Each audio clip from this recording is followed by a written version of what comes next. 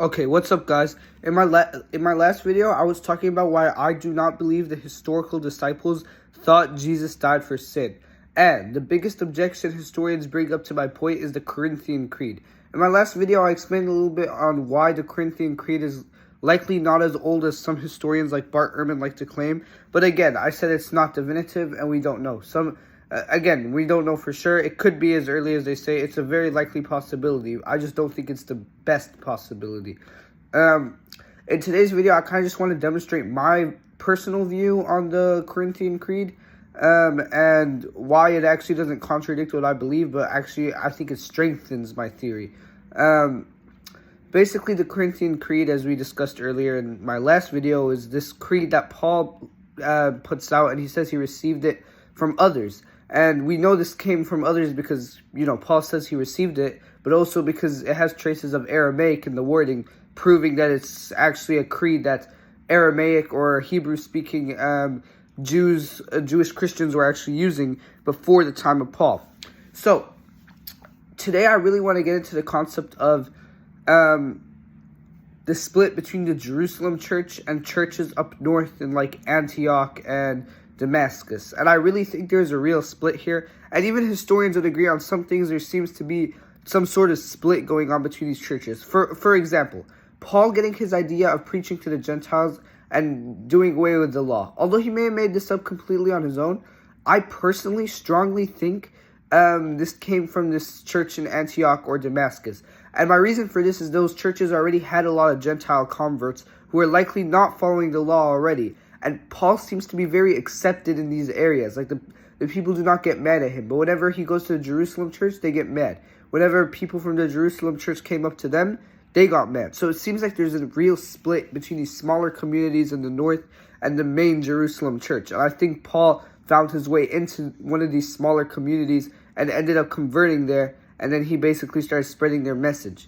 Another thing, and this isn't definitive, another thing I see between the Paul and basically the historical Jesus, or the disciples at least here, and again, this isn't definitive, but basically the idea of Jesus' imminent return. Paul, as we know, he claims Jesus will return within his lifetime, but the Jerusalem church, we're not sure about what they claimed.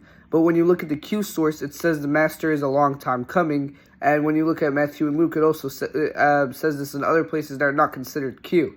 So I would say this is very strong hinting towards the historical Jesus may not have preached this imminent return, but for some reason or somehow, these people in the north started preaching this imminent return of Jesus and, the end of the world.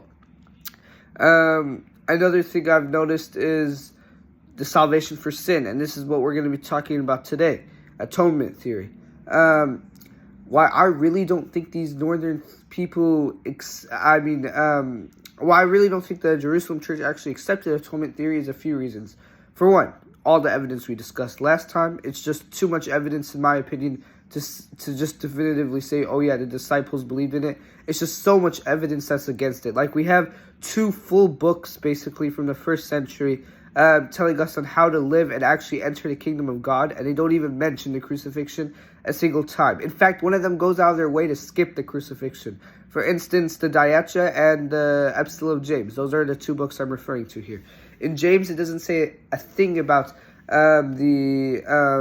following the atonement theory. Instead, it says follow the Jewish law and live a good ethical life, you'll enter the kingdom of God. So it's kind of contradicting that, because it's saying you have to do works. And then the Didache, it also does the same thing. Follow the way of life, follow Jesus' way, and you'll enter the kingdom of God. But also the Didache goes on to say in the Eucharist prayer that it's not Jesus' blood and body, but instead it's actually Jesus's, basically this is to remind us that Jesus was here. It's to remind us to follow his teachings, not that it's actually his literal blood and body. So that's something very interesting about their Eucharist. It seems like either they're trying to dodge the idea of atonement, or it really just wasn't there originally, and this whole atonement theory was added later. So that's just something I'm picking up on. But another reason I really start denying atonement theory is when I look at Paul's work and the book of Acts. And something very interesting is I see that James and the Jerusalem church end up fighting with the north a lot. Like, say, Peter, he ends up, sitting with them at first, but when the rest of Jerusalem church comes, he kind of goes away from them. There's actually a divide between Paul and his followers and Peter and the Jerusalem church. So that's something very interesting there. It's already showing a split between the two groups.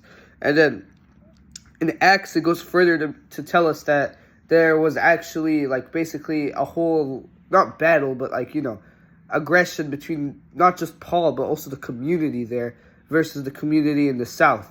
So that's another thing, basically another red flag for me, that it's kind of a distinction. Also, additionally, one more thing that I see is that these are full of basically a very weird mix of Hellenistic Jews with just Gentiles and pagan gods and whatever. And something you really see about these pagan gods is the people really started, at that time, they believed, God's dying for blood atonement. It was like a thing back then. It wasn't just something made up with Jesus. God's sacrifices were actually a thing. So my idea is that basically they took their already polytheistic ideas and then they weren't satisfied with the disciples' view of it or the Jerusalem church view of it, and they wanted a better reason for why the hell, the Messiah would be crucified. So they ended up making up this idea that, he was another God who died for sin. Also, another thing you can see with this church is that they hold a higher Christology than the lower Jerusalem church. This church is like the origins of Paul, who held a high Christology. And it just kind of it clearly has its own high Christology, but then it also kind of mixes low Christology with it. For instance, the verse where Paul says, Jesus became the Son of God at adoption, or he was highly exalted and given a name above every name. So it kind of mixes the low and the high Christologies together. Anyway, this is just what I've realized after doing some of the research on this. Again, I'm not a scholar. I'm not an expert. Don't take my word as fact. Do your own research. That's what I would encourage. I encourage everyone to do that. Just keep an open mind and see where you go. Again, both models, the modern scholarly model and my model, both give a thumbs up to Islam. So either way, we're completely fine. I just really think this model is the truth because after looking at it, it's really convinced me. Anyway, bye guys.